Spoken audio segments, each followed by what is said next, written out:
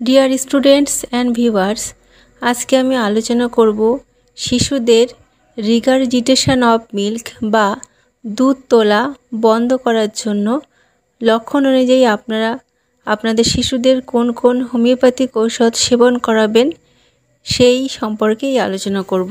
তো চলুন ভিডিওটি শুরু করা যাক।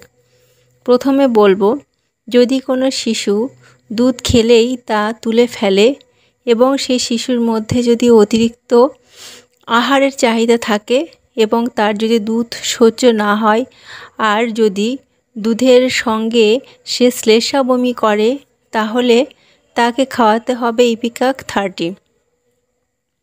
আপনারা এই মেডিসিনটি হাফ কাপ জলে 3 ফোঁটা দেবেন, দিয়ে সেটাকে ভালোভাবে মেশাবেন।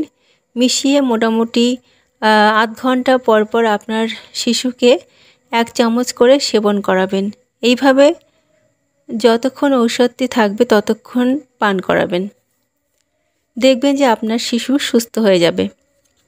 এবার বলবো, যদি কারো পরিপাক ক্রিয়ার দুর্বলতার জন্য বমন হয় এবং যদি এই বমনের সঙ্গে সঙ্গেও যদি উদারময়ের লক্ষণ থাকে, তাহলে সেই শিশুকে খাওয়াতে হবে পালসেটিলা 1X।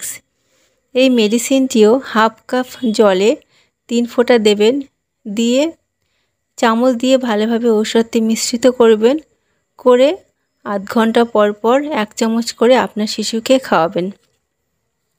এবার বলবো, যদি কোনো শিশুর প্রচুর বমি হয় এবং সেই বমি যদি টক গন্ধযুক্ত হয় এবং শিশুর মল যদি পিত্তযুক্ত হয়, পেটে যদি ব্যথা থাকে, তাহলে তাকে খাওয়াতে হবে আইরিশ 6।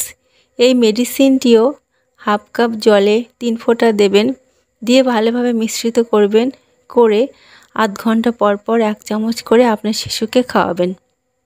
এবার বলবো, যদি কোনো শিশু দুগ্ধ বমন করে এবং দুধ পানের পরপরই যদি খণ্ড খণ্ড ছানা হয়ে বমি হয়ে যায় এবং শিশুটি যদি অতিরিক্ত দুর্বল হয়ে যায় এবং দুর্বল হওয়ার জন্য যদি সে ঘুমিয়ে পড়ে, তাহলে তাকে খাওয়াতে হবে ইথুজা 6। এই মেডিসিনটিও হাফ কাপ জলে 3 ফোঁটা দিতে হবে, দিয়ে ভালোভাবে মিশ্রিত করে আপনার শিশুকে আধ ঘন্টা পর পর সেবন করাবেন। এবার আমি বলবো যে এই ঔষধগুলো কিন্তু সবগুলোই কিন্তু আপনাদের শিশুদের খাওয়ালে হবে না। যার শিশুর সঙ্গে যে ঔষধের লক্ষণের মিল থাকবে তাকে কিন্তু সেই মেডিসিনটি কিন্তু সেবন করাতে হবে, সবগুলো কিন্তু করানো যাবে না।